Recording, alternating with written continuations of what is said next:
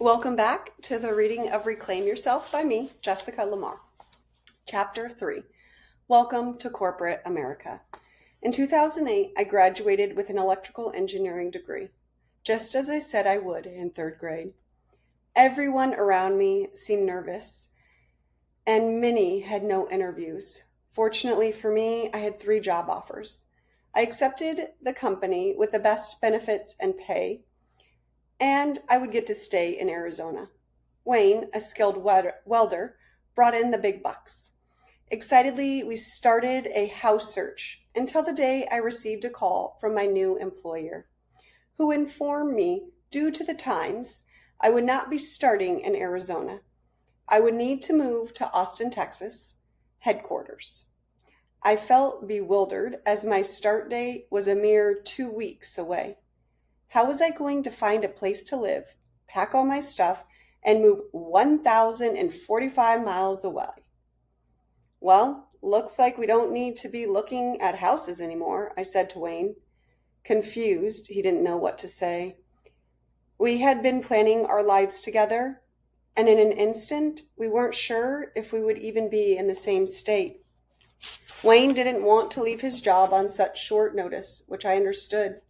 We decided I would move to Texas and he would stay in Arizona, creating a relationship with a 1,000-mile gap. On June 8th of 2008, at 22 years young, I hugged my mom, who was crying, as she tried to hold back her tears, partly so she wouldn't make me cry, partly because she was conditioned not to cry. We looked into each other's eyes and met the pain there. I had left for college before, but this time it felt different. There were no weekend visits, no ASU football games. I had no reason to fly home and do my laundry. This was the real deal. This was the next phase. I turned to see the door open for me to step into the U-Haul and head off to Austin. By this point, after 3+ years together, my dad and Wayne were cordial. They had a common desire to see me happy. So together, the 3 of us drove the 1,000 miles through desert terrain from Buckeye, Arizona to Austin, Texas. While I missed Wayne, I loved Austin. I loved the people. I loved that there was no state income tax. I loved how cheap groceries and gas were. I loved the dancing. I loved 6th Street. I loved it all. What I didn't love was that I was training for my dream job, the one I had been planning since 3rd grade, the one that was finally going to allow me to have fun. And yet, it wasn't a dream. Each hour, email, and call felt like it was never enough. I felt the need to work much longer than 40 hours that were rumored to be what you work when you grow up and get a job. Wayne's job was 8 hours a day. If he worked more, it was considered overtime. For me, there was no overtime. Well, there was, just without any pay. Yet I kept working the hours, each moment drifting further from myself and fun. After months apart, the distance between us was starting to become a strain. Wayne decided to leave his job and life in Arizona and come to Austin. Then 7 months into my career, less than 2 months after Wayne moved, the career I was putting so much work into, the countless hours, was on the line. All the employees in my building were rushed into the largest conference room, which had chairs lined up row after row so we could all fit in. I remember being in the first couple of rows, and after many words that all jumbled together, the man talking said, "Now go back to your desk and wait for a phone call to see if you still have a job." As I gazed around the room, I could see the fear in people's eyes. They all started whispering to each other. The whisper grew into a faint roar as we all filed out. Shocked, I walked back to my office. I saw one woman, so kind, so helpful, standing there with all her things in a box, people around her as she cried, "How am I going to take care of my family?" I saw others waiting nervously, anxiously at their desk. for their calls. I had just signed a year lease on my apartment a month prior. They held a meeting with everyone in the rotation program and said, "We are going to stay in the program for 2 years instead of the original 1-year plan." I had just bought a car. Wayne had just quit his job and moved here from over 1,000 miles away. I can't be let go, I thought. The call came in. "Jessica, the program you are in is being cut," my manager said, then hesitated. "However, you are not." Relief set in, yet only for a moment. What about all the others who just signed leases on their apartment and made a commitment to be here for 2 years, I thought. "Since the program is cut, you must go into your technical sales engineering role immediately," he continued. "You'll have to move to San Jose, California or Chicago. We'll talk more about the move later. Today has been hard. Take the rest of the day off." As I pulled out of the parking lot, news cameras lined the greenbelt that day.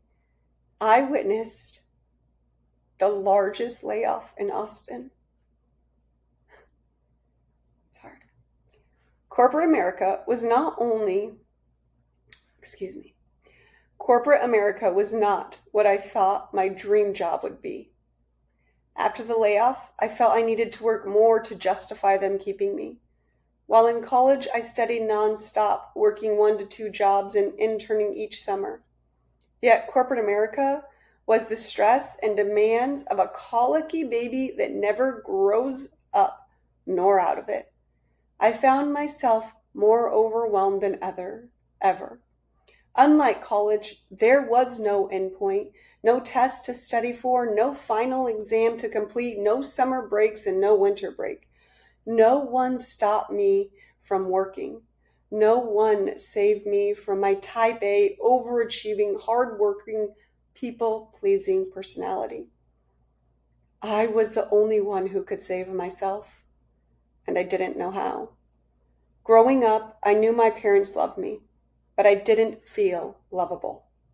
I felt the need to always prove that I was worthy of love. I felt the need to work hard so they would be proud of me and love me. That's why I hustled so hard in sports and strived for straight A's. I felt that if I just kept doing and being who they wanted me to be, then finally I would be enough.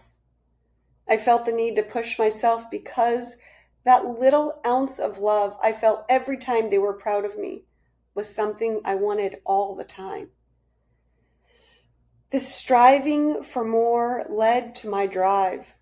This drive developed my type A personality, high achiever, goal-oriented mindset, and work hard mentality that was drilled into me. To be who they wanted me to be, I had to leave many parts of me behind. Work provided me with the praises, achievements, and accomplishments I desired. It continued the cycle of what I felt growing up. If only I could do just a little more, then they would be proud of me and they would love me. My parents, of course, never said this. I just realized when I did well, there seemed to be more love, happiness, and joy. Work fulfilled this void of what I thought love was and what I thought I was looking for. My parents and family being proud of me for these accomplishments in my career exacerbated the situation. It made me want to do more and to be better.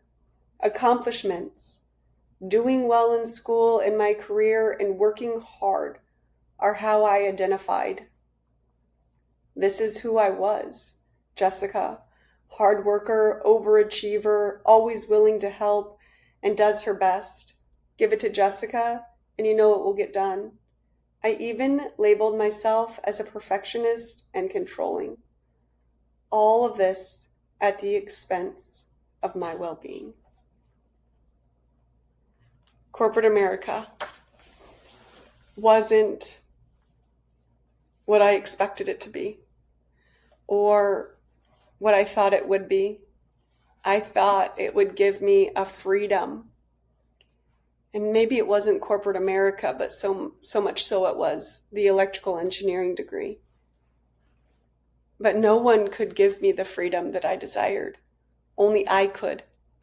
And at this point, where we are in chapter 3, I didn't know how at that time.